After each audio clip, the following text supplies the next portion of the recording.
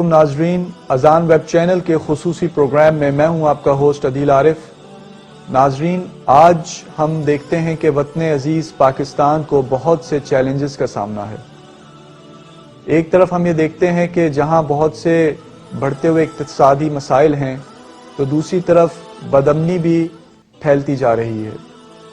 Media کے اوپر اکثر ہم یہ بھی دیکھتے ہیں کہ پاکستان کے مقصد کا جو قیام کا جو مقصد تھا اس کو بھی ڈسٹارٹ کر کے پیش کیا جا رہا ہے۔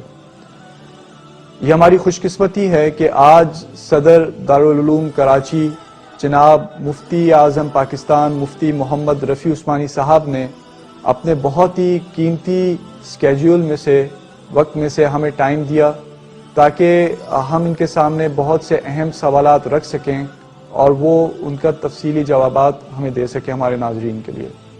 السلام علیکم مفتی صاحب۔ وعلیکم السلام ورحمۃ اللہ۔ کیسی طبیعت آپ کی؟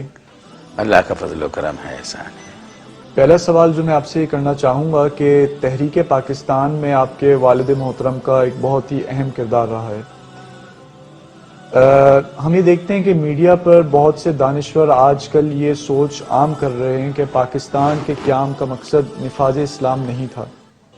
میں یہ چاہوں گا کہ آپ ہمارے ناظرین کے لیے، کیونکہ آپ کے والد صاحب بھی اس تحریک میں تھے، تو آپ ہمارے ناظرین کو یہ بتائیں کہ پاکستان کے قیام کا مقصد اصل میں کیا تھا؟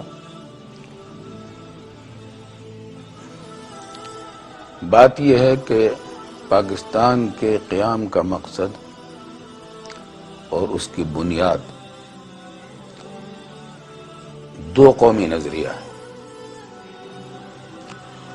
اور دو قومی نظریہ یہ قرآن اور سنت کا دیا ہوا نظریہ ہے۔ اس کا مطلب یہ ہے کہ دنیا کے تمام مسلمان، خواہ وہ کسی بھی علاقے کے، کسی بھی نسل کے اور کسی بھی زبان سے تعلق رکھنے والے ہوں،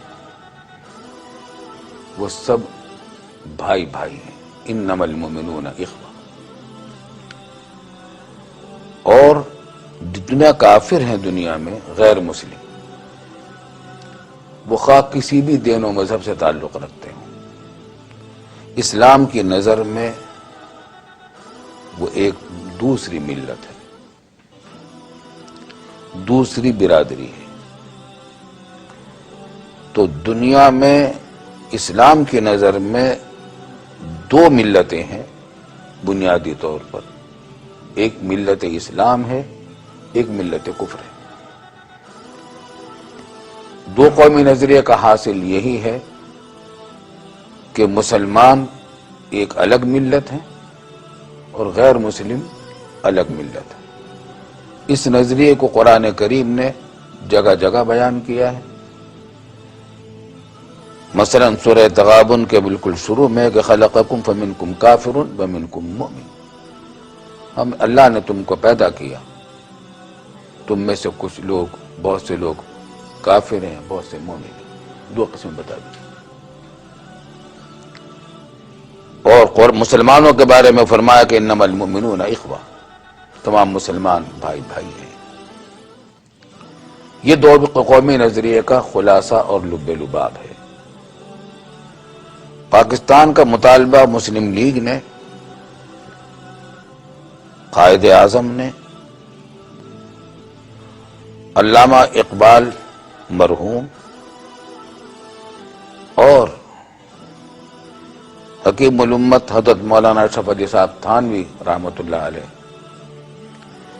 ان دونوں قائدین کے نظریے، دونوں قائدین کی سوچ کے مطابق مسلم لیگ نے قائد اعظم محمد علی جناح کی سرکردگی اور رہنمائی میں اور قیادت میں تحریک پاکستان چلائی۔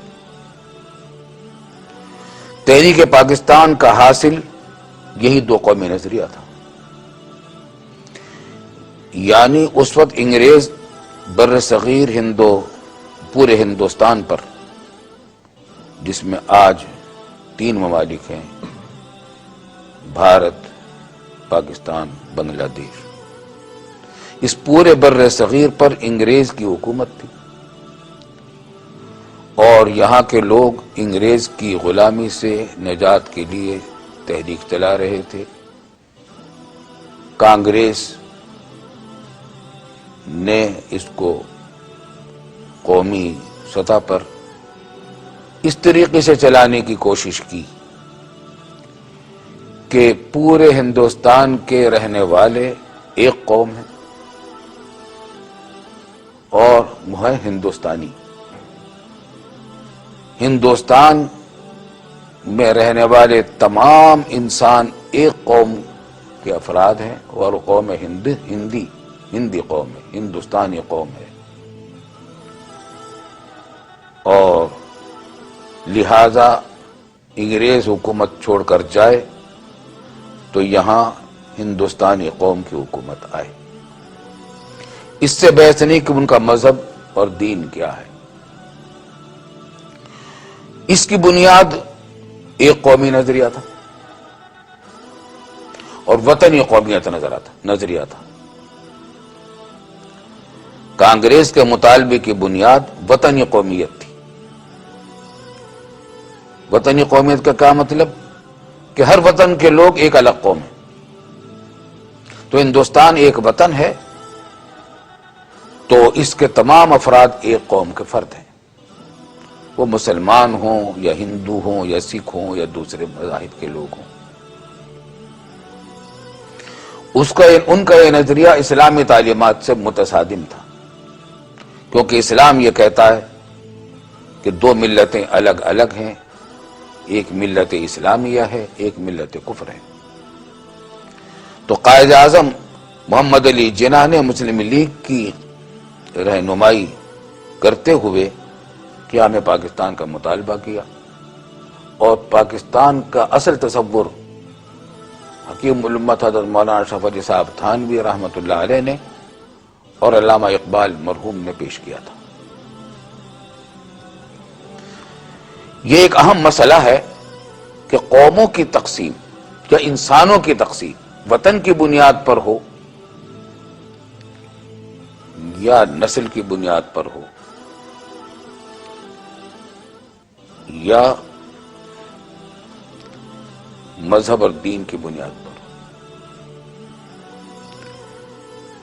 اسلام نے ہمیں یہ بتلایا ہے کہ انسانوں کی تقسیم اگر وطن کی بنیاد پر ہوگی، نسلوں کی بنیاد پر ہوگی، تو پوری دنیا کے انسانوں میں کبھی اتحاد اور امن و امان اور اتفاق کی صورت پیدا نہیں ہو سکتی، کیونکہ ایک نسل والے دوسرے نسل والوں سے کے مقابلے میں رہیں گے، ایک وطن والے دوسرے وطن والوں کے مقابلے میں رہیں گے، اور وطن اس ملک میں دنیا میں کتنے ہیں؟ کتنے 5 بر اعظم، بڑے بڑے بر اعظم ہیں، پھر بر اعظم میں کتنے ملک ہیں، ہر ملک الگ وطن۔ اس کا مطلب ہے کہ ہر وطن کے لوگ الگ قوم، اور پھر وطن ہی ملک ہی کی کیا بات ہے، پھر ایک صوبے کے لوگ الگ قوم کیوں نہیں ہیں، اور پھر صوبے کی کیا بات ہے، ہر ضلع کے لوگ الگ قوم کیوں نہیں ہیں، اور پھر ضلع کی کیا بات ہے، ہر شہر کے لوگ الگ قوم کیوں نہیں ہیں، اور ہر شہری کی کیا بات ہے، ہر قصبے کے لوگ کیوں قوم نہیں ہے، کیونکہ قصبہ ان کا وطن ہے۔ تو انسانوں کو کبھی اتحاد نصیب نہیں ہو سکتا وطنی قومیت کی بنیاد پر۔ اگر انسانیت کو اور بنی نوع انسان کو اتحاد نصیب ہو سکتا ہے تو وہ دین و مذہب کی بنیاد پر ہو سکتا ہے۔ کیا وجہ اس کی یہ کہ ایک نسل کا آدمی اپنی نسل کو تبدیل نہیں کر سکتا، مجبور ہے کہ وہ اپنی نسل میں ہے، نسل کو تبدیل تو نہیں کر سکتا۔ اگر اس کی قوم نسل کی بنیاد پر الگ ہے تو وہ تو الگ ہی قوم ہے دنیا کی قوموں سے۔ اسی طریقے سے سب لوگ اپنے وطن کو تبدیل نہیں کر سکتے، تو وطن کی بنیاد پر بھی مسلمانوں میں اتحاد نہیں پیدا ہو سکتا۔ اگر انسانوں میں اگر اتحاد پیدا ہو سکتا ہے، وہ صرف دین و مذہب کی بنیاد پر پیدا ہو سکتا ہے کہ وہ اختیاری ہے انسان کی۔ وطن آدمی اپنے اختیار میں نہیں ہے کہ ہر انسان اپنے وطن کو تبدیل کر لے، اپنی نسل کو تبدیل کرنے پر ہر انسان قادر نہیں، اپنی مادری زبان کو انسان بدلنے پر قادر نہیں، لیکن اپنے دین و مذہب کو بدلنے پر قادر ہے۔ اب مسئلہ یہ رہ جاتا ہے کہ جو دین و مذہب اس کے نزدیک حق ہے اس کو وہ اختیار کر سکتا ہے۔ اگر سارے لوگ اس دین و مذہب کو مان لیں تو سارے مسلمانوں میں اتحاد ہو جائے۔ تو اتحاد اگر ہو سکتا ہے انسانوں کے درمیان تو صرف دین و مذہب کی بنیاد پر ہو سکتا ہے۔ اب دین و مذہب کی بنیاد پر کیسے ہو؟ اگر اللہ کی جو اس کائنات کا خالق و مالک ہے اور تمام انسانوں کا خالق و مالک ہے، اگر اس کی بات پر سب متفق ہو جائیں گے تو سارے کے سارے انسان متحد ہو جائیں، جو اس اور ساری انسانی برادری ایک ہی برادری رہے گی۔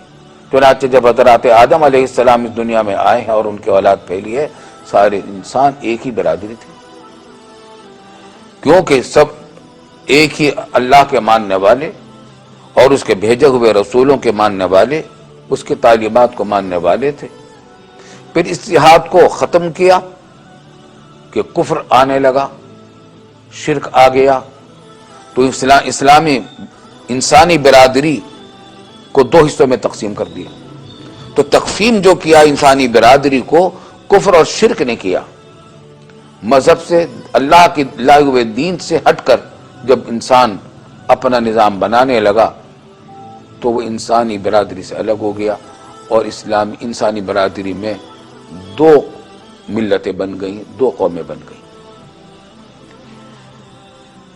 تو ہم لا الہ الا اللہ محمد رسول اللہ کے کہنے والے اور ماننے والے ہیں۔ ہمارا دین دوسرے لوگوں سے، دوسری قوموں سے، دوسری ملتوں سے الگ ہے۔ ہماری معاشرت، ہماری ثقافت، ہماری تاریخ، ہمارے نظریات، ہماری سوچ سب تابع ہے قرآن و سنت کے اور رسول اللہ صلی اللہ علیہ وسلم کی تعلیمات کے۔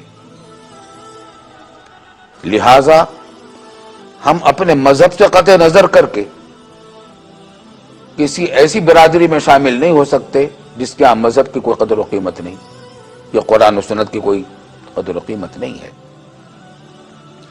تو قائد اعظم محمد علی جناح نے برحق طور پر یہ مطالبہ کیا کہ ہم ایک الگ ملت ہیں، ہماری ثقافت الگ ہے، ہماری تاریخ الگ ہے، ہماری روایات الگ ہے، ہندو قوم سے اور دوسری اقوام سے ہماری ہر چیز الگ ہے۔ لہذا جب ہم ایک الگ ملت ہیں، ایک الگ قوم ہیں، تو ہمارا وطن بھی الگ ہونا چاہیے۔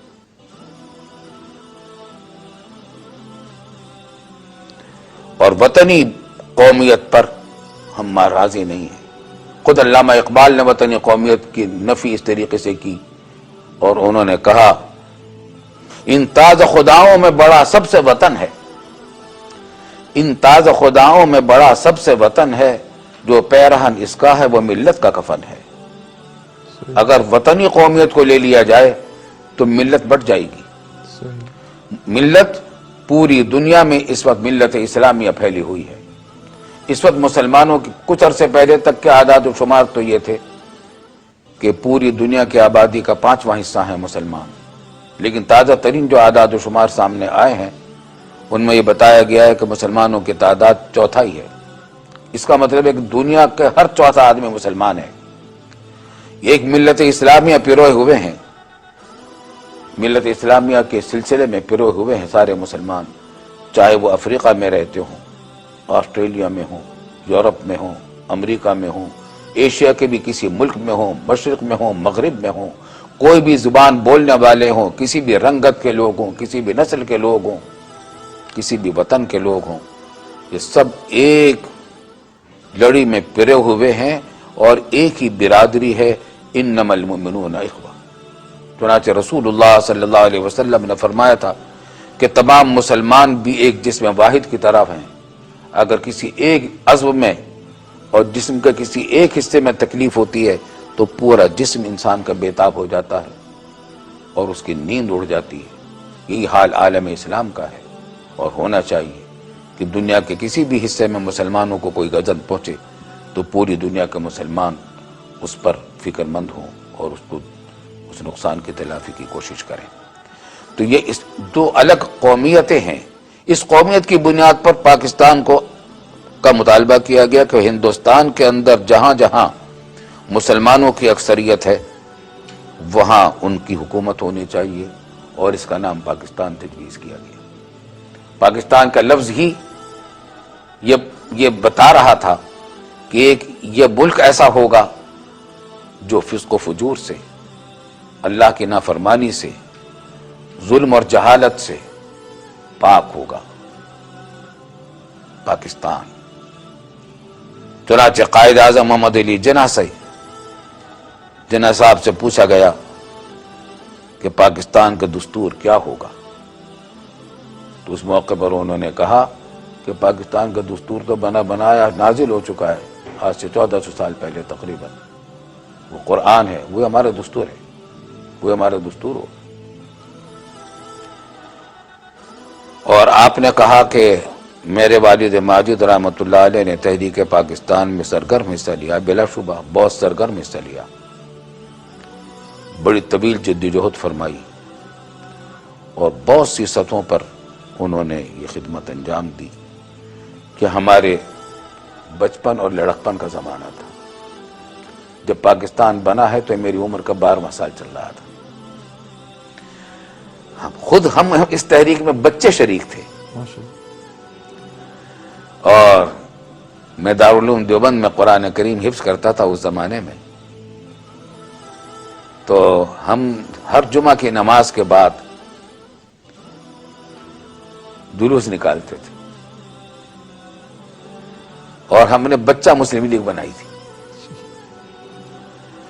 اس میں اس وقت پاکستان کی جب تحریک چل رہی تھی تقریباً 11واں سال تھا میری عمر کا۔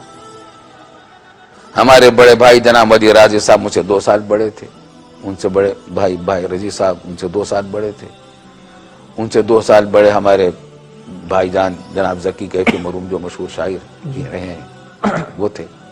ہم سب بھائی اپنے اپنی سطح کی عمروں کے حساب سے جو خدمت تحریک پاکستان میں انجام دے سکتے تھے اس میں لگے ہوئے تھے۔ ہم نے بچوں نے بچہ مسلم لیگ بنائی تھی، تقریباً 600 بچے دیوبند کے اس کا رکن تھے۔ ہر جمعہ کی نماز کے بعد ہم جلوس نکالتے تھے، اور اس میں ہمارے نعرے کیا ہوتے تھے؟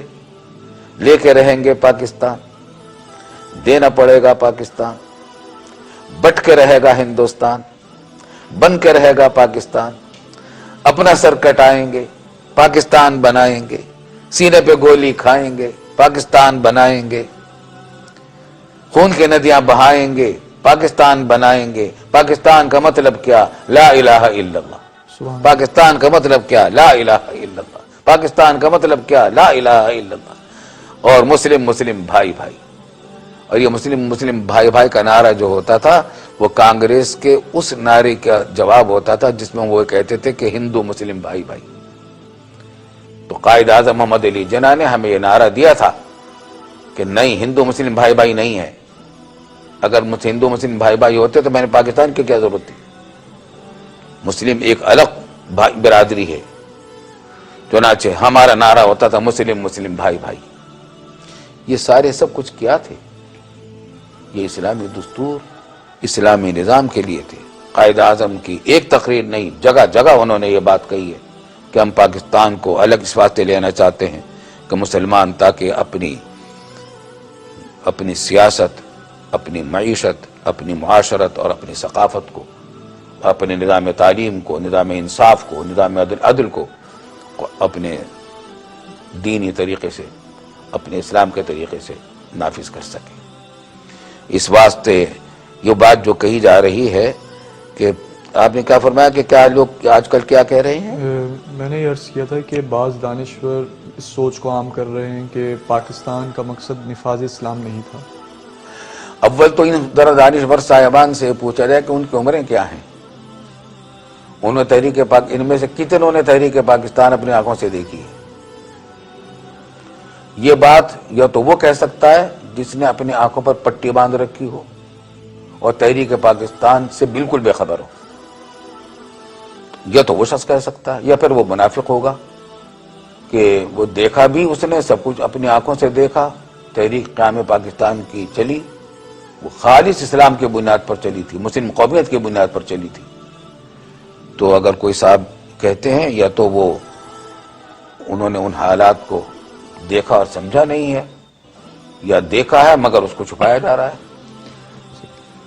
اچھا مفتی صاحب، آپ کی اس گفتگو کے دوران میرے ذہن میں ایک سوال ابھرا تھا، وہ یہ کہ ہم یہ دیکھتے ہیں کہ انڈیا میں پاکستان سے زیادہ آج بھی مسلمان موجود ہیں، اور قیام پاکستان کے وقت جو ہے بہت سے کچھ علماء جو ہیں وہ کانگریس کے ساتھ بھی تھے. آخر ان حضرات کی کیا سوچ تھی؟ بات یہ ہے کہ وہ حضرات بھی ان میں بڑے بڑے اکابر علماء تھے، اور ان میں سب سے زیادہ مرکزی شخصیت شیخ الاسلام حضرت مولانا حسین احمد صاحب مدنی رحمۃ اللہ علیہ کی تھی، جو دارالعلوم دیوبند کے شیخ الحدیث، اور شیخ الہند رحمۃ اللہ علیہ کے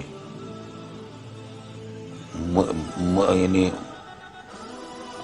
مرید خاص تھے، اور ان کی خدمت اور صحبت میں انہوں نے بہت مجاہدے بھی کیے تھے، بڑی ریاضتیں کی تھیں. بہت اونچی جلیل القدر شخصیت ہیں حضرت شیخ الاسلام علامہ مولانا حسین احمد صاحب مدنی رحمۃ اللہ علیہ.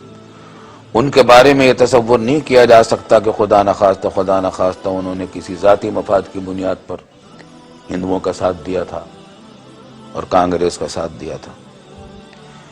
ان کی سوچ شاید یہ ہو کہ اگر پاکستان بن گیا تو ہندوستان میں جو مسلمان باقی رہ جائیں گے تو یہ بالکل بے سہارا ہو جائیں گے. اس واسطے انہوں نے شاید محسوس کیا ہو کہ اگر مسلمان اور ہندو مل کر حکومت چلائیں تو یہاں اس طریقے سے مسلمانوں کا مستقبل محفوظ رہنے کی امید کی جا سکے گی. شاید ان کا ایک خیال تھا. اور ایک بات یہ اور بھی جو سمجھ میں دیکھنے میں آتی ہے وہ یہ کہ اللہ تعالیٰ نے حضرت مولانا حسین احمد صاحب مدنی رحمۃ اللہ علیہ کو انگریز کا سخت دشمن بنایا تھا، کیونکہ انہوں نے انگریز کی جیلیں کاٹی تھی. اپنے شیخ حضرت شیخ الہند رحمۃ اللہ علیہ کے ساتھ مالٹا کے اندر اسیر رہے تھے، طرح طرح کی مشقتیں اٹھائی تھی اور انگریزوں کے خلاف جد و جہد کی تھی. تو وہ ہر قیمت پر ہندوستان کو انگریزوں کے پنجے غلامی سے نکالنا چاہتے تھے، طوق غلامی سے نکالنا چاہتے تھے. شاید ان کو یہ خیال تھا کہ اگر یہ تحریک جو ہندوؤں کے خلاف انگریز کے خلاف چل رہی ہے کانگریس کی، جس میں ہندو بھی شامل ہیں مسلمان بھی شامل ہیں، اگر تحریک پاکستان کا مطالبہ شروع کر دیا گیا تو خطرہ ہے کہ یہ تحریک تقسیم ہو جائے گی، اور انگریز کے خلاف جو تحریک چل رہی ہے وہ کمزور پڑ جائے گی دو حصوں میں تقسیم ہو جانے کی وجہ سے. تو خطرہ یہ ہے کہ انگریز کی حکومت ختم نہیں ہو سکے گی اور ہندوستان آزاد نہیں ہو سکے گا. اس خطرے کے پیش نظر انہوں نے شاید کانگریس کا ساتھ دیا اور پاکستان کے مطالبے کو انہوں نے تسلیم نہیں کیا، بلکہ اس کے خلاف ان کی رائے تھی. چنانچہ یہ ان کے اخلاص کی اور اعلیٰ درجے کی للہیت کی خاص دلیل ہے کہ جب پاکستان بن گیا تو انہوں نے فرمایا کہ پاکستان بننے سے پہلے ہم کہتے تھے کہ پاکستان بننا مناسب نہیں، مسلمانوں کے مفاد میں نہیں، اسلام کے مفاد میں نہیں، لیکن اب جب کہ پاکستان بن گیا ہے تو اس کی حفاظت اور اس کی ترقی کے لیے کوشش کرنا ایک مقدس کام ہے. اور اس کی مثال ایسی ہی ہے جیسے کہ مسجد ہو کہ مسجد کے بارے میں یہ اختلاف تو ہو سکتا ہے کہ اس جگہ مسجد بنائی جائے یا یہاں نہ بنائیں، لیکن جب وہ مسجد بن جائے تو پھر اس کی حفاظت اور اس کا احترام تمام مسلمانوں کی ذمہ داری ہو جاتی ہے۔ اسی طریقے سے پاکستان کا معاملہ ہے۔ تو ان کی ایک نیک نیتی کے ساتھ یہ رائے تھی۔ بہرحال اللہ نے پاکستان بنایا اور قائد اعظم محمد علی جناح، شہید ملت لیاقت علی خان مرحوم، سردار عبدالرب نشتر، یہ تمام جتنے قائدین تھے مسلم لیگ کے، ان سب کو میں نے دیکھا ہے، ان سے ہماری ملاقاتیں ہوئی ہیں بچپن میں، ہم نے پھر بڑے ہو کر بھی پاکستان بننے کے بعد بھی ان سے ہمارے رابطے رہے ہیں۔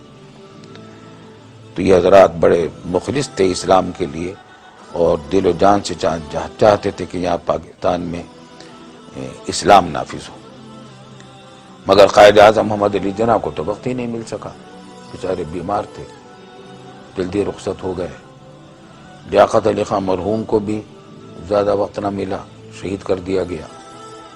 وہ بھی سازشیں تھیں، یہی سازشیں تھیں تاکہ پاکستان میں اسلامی نظام کا راستہ روکا جائے، اور پھر وہ لوگ اس ملک پر برسر اقتدار ہو گئے جو شریک سفر نہیں تھے۔ اچھا مفتی صاحب، پاکستان کا مطلب کیا؟ لا الہ الا اللہ، جیسے آپ نے بھی فرمایا، اور آپ کیا سمجھتے ہیں کہ پاکستان کے اندر جو پاکستان کے جو اقتصادی مسائل ہیں، جو دفاعی مسائل ہیں، جو معاشرتی مسائل ہیں، اسلام کیسے اس کا حل پیش پریکٹیکلی کرتا ہے؟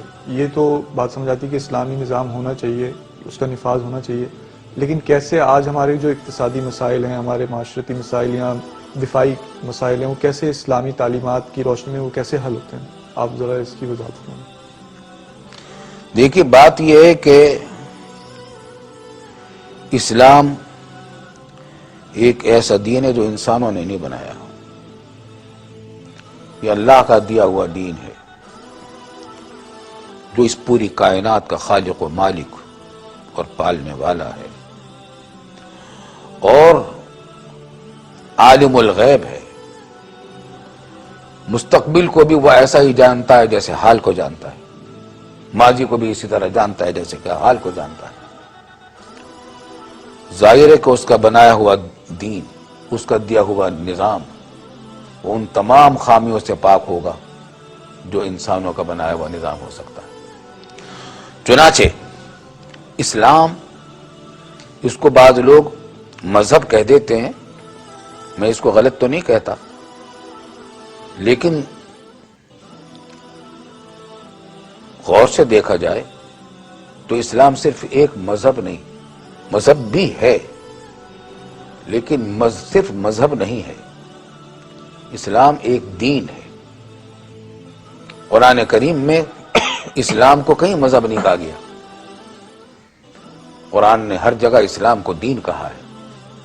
ایک جگہ فرمایا ان الدین عند اللہ الاسلام، دین اللہ کے نزدیک اسلام ہی ہے۔ ایک اور جگہ فرمایا کہ ومن یبتغی غیر الاسلام دینا فلن یقبل منہ، جو اسلام کے علاوہ کسی اور دین کو چاہے گا وہ قبول نہیں کیا جائے گا۔ اسلام کو دین کہا۔ ایک اور جگہ فرمایا کہ الیوم اکملت لکم دینکم واتممت علیکم نعمتی ورضیت لکم الاسلام دینا، کہ میں نے آج تمہارے اوپر اپنی نعمت مکمل کر دی۔ الیوم اکملت علیکم دینکم، تمہارے اوپر تمہارا دین مکمل کر دیا۔ ورضیت لکم الاسلام دینا، اور تمہارے لیے میں نے دین اسلام پسند کیا ہے۔ تو اسلام صرف مذہب نہیں بلکہ دین ہے۔ کیا فرق ہے مذہب اور دین میں؟ مذہب تو صرف کچھ عقائد کا، عقیدوں کا، کچھ عبادتوں کا اور کچھ اخلاقیات کا مجموعہ ہوتا ہے، اور بس۔ سیاست اس کے دائرے کار سے باہر ہے، تجارت اور معیشت اس کے دائرے کار سے باہر ہے، حکومت اور عدالتی نظام اس کے دائرہ کار سے باہر ہے۔ مذہب صرف ان تین چیزوں کا مجموعہ ہوتا ہے، کچھ عبادات، عقائد، عبادات اور کچھ اخلاقیات، جبکہ دین پوری زندگی کا دستور العمل ہوتا ہے۔ زندگی کے تمام شعبے، انسانی زندگی کے تمام شعبوں پر وہ حاوی ہوتا ہے، اور وہ ہر شعبہ زندگی کے بارے میں اپنی ہدایات دیتا ہے، رہنمائی کراتا ہے۔ انفرادی زندگی ہو انسان کی یا اجتماعی زندگی ہو، گھر کے معاملات ہوں یا باہر کاروبار کے معاملات ہوں، برادری کے معاملات ہوں یا سیاست و حکومت کے معاملات ہوں، نظام تعلیم سے متعلق باتیں ہوں یا عدالت و انصاف سے متعلق ہوں، معیشت و تجارت سے متعلق ہوں یا تجارت یا زراعت و باغبانی سے متعلق ہوں، تمام شعبہ زندگی دین کے دائرے میں آیا کرتے ہیں، اور اسلام دین ہے تو تمام شعبہ زندگی پر اسلام حاوی ہے، اور اس نے ان تمام شعبوں کے بارے میں اپنی واضح ہدایات دی ہیں۔ اس کے بڑے بڑے موٹے موٹے اصول بھی ارشاد فرما دیے، پھر اس کی جزیات بھی بہت سی بتلا دی، قسمیں بھی بتلا دی، تفصیلات بھی بتلائیں، اور ان کے مزید تشریحات رسول اللہ صلی اللہ علیہ وسلم نے اپنے ارشادات سے، اپنے عمل سے کی، اور پھر صحابہ کرام نے اس کو عملی نمونہ کر کے دنیا کو دکھایا۔ تو ہمارے دین اسلام میں سیاست بھی ہے، معیشت بھی ہے، عدالت بھی ہے، تعلیم بھی ہے، معاشرت بھی ہے، اخلاقیات بھی ہیں، زندگی کے تمام شعبے ہیں۔ یہی وجہ ہے کہ مسلمان جہاں ہے ڈیوٹی پر ہے، گھر میں بھی وہ ڈیوٹی پر ہوتا ہے، اپنی دکان میں بھی ڈیوٹی پر ہوتا ہے، آفس میں بھی ڈیوٹی پر ہوتا ہے، حکومت میں جب پہنچتا ہے تو وہاں بھی ڈیوٹی پر ہوتا ہے، ہر جگہ ڈیوٹی پر ہے۔ ایک واقعہ میں آپ کو سنا دوں۔ ہمارے والد صاحب رحمۃ اللہ علیہ کے ایک دوست تھے، جب مشرقی پاکستان ہمارے ساتھ تھا تو ان کا کاروبار ڈھاکہ اور میں بھی تھا، کراچی میں بھی تھا، آتے جاتے رہتے تھے۔ وہ اپنا واقعہ سنانے لگے۔ اس زمانے میں PIA میں شراب دی جاتی تھی، سرو کی جاتی تھی، فرسٹ کلاس کے مسافروں کو مفت دی جاتی تھی، اکنامی کلاس کے مسافروں کو قیمتاً دی جاتی تھی۔ تو وہ اپنا واقعہ سنانے لگے کہ میں فرسٹ کلاس میں تھا، ایئر ہوسٹس شراب کا جام لے کر آئی، بوتل لائی، میں نے انکار کر دیا، پھر دوسری آئی تو اس کو بھی میں نے انکار کر دیا، پھر پرسر آیا کہ آپ شوق نہیں فرما رہے، تو میں نے کہا کہ میں تو نہیں لیتا، لیکن کئی مرتبہ آپ کے ہاں سے تواضع ہو چکی ہے، اس واسطے آپ ایسا کریں، یہ شراب جو آپ میرے لیے لائے ہیں یہ پائلٹ کو پلا دیں، جہاز کے پائلٹ کو پلا دیں۔ تو وہ کہا کہ صاحب وہ تو نہیں پیے گا۔ تو کہتے میں نے پوچھا کیوں نہیں پیے گا؟ تو میں کہا وہ تو آن ڈیوٹی ہے۔ تو کہتے ہیں کہ میں نے کہا میں بھی آن ڈیوٹی ہوں، میں بھی ڈیوٹی پر ہوں۔ آپ کہاں ڈیوٹی پر؟ آپ تو سفر میں ہیں۔ کہا کہ میں مسلمان ہوں، اور مسلمان جہاں ہوتا ہے وہ ڈیوٹی پر ہوتا ہے۔ تو اسلام دین ہے، اس نے سب کے نظامات دیے ہیں۔ اب رہ گیا یہ سوال کہ پھر ہمارے یہ مسائل سیاسی، اقتصادی، معاشرتی اور انتظامی اور دفاعی، ان معاملات کو کیسے حل کرے گا اسلام؟ تو اصول بات تو میں آپ سے عرض کر چکا کہ ایسا کرے گا کہ جو ہمارے رب کائنات نے جو طریقے بتلا رکھے ہیں، قرآن میں بتا رکھے ہیں، تمام چیزوں کی تعلیمات دے رکھی ہیں، رسول اکرم صلی اللہ علیہ وسلم نے اپنی ہدایات میں اصول دے دیے ہیں جو قیامت تک کے لیے رہنما ہیں۔ مثلا یہ کہ سیاست میں یہ بات ہے کہ حاکمیت، اصل حاکمیت اعلیٰ اللہ رب العالمین